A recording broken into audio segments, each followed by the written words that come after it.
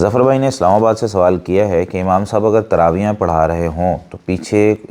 جو شخص ہے کسی کی اگر نماز عشاء جماعت کے ساتھ رہ گئی ہے تو کیا وہ امام کے ساتھ اپنی نماز عشاء ادا کر سکتا ہے، ایسا امام جو کہ نفل پڑھا رہا ہے یعنی تراویحیں پڑھا رہا ہے؟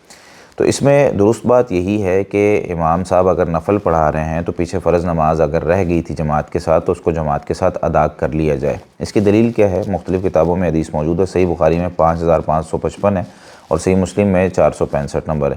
حدیث ہے، ایک لمبا قصہ ہے، اس کا مختصر کر کے میں آپ کو ذکر کر دیتا ہوں کہ سیدنا معاذ رضی اللہ تعالیٰ عنہ تھے نا،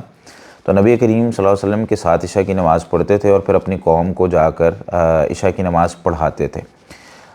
تو یہ حدیث ہے اور مختصر جو ہے وہ اس میں نے ذکر کیا۔ اس حدیث کی شرح میں صحیح مسلم میں امام نووی رحمۃ اللہ علیہ لکھتے ہیں کہ اس حدیث میں نا جواز الصلاۃ المفترض خلف المتنفل، ایک شخص ہے جو نفل پڑھا رہا ہے اس کے پیچھے فرض ادا کرنا جائز ہے،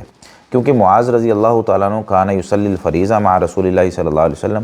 وہ فرض نماز رسول اللہ صلی اللہ علیہ وسلم کے ساتھ ادا کرتے تھے، فیسقط فرضہ، تو ان کا فرض جو ہے وہ ساقط ہو جاتا تھا۔ ثم یصلی مرۃ ثانیہ بقومہ، پھر اپنی قوم کو امامت کرواتے، ہی لہ تطوع ولہم فریضہ، وہ ان کے لیے نفلی ہوتی تھی یعنی سیدنا معاذ رضی اللہ تعالیٰ عنہ کے لیے، اور قوم جو تھی ان کے لیے وہ فرض ہوتا تھا۔ وقد جاء ہکذا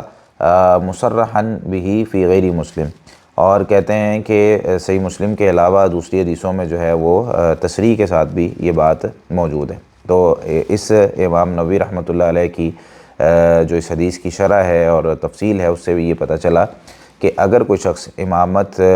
جو ہے نا وہ نفل کی کروا رہا ہے اور پیچھے کوئی فرض ادا کرنا چاہتا وہ کر لے، تو اس کا طریقہ کار یہ ہوگا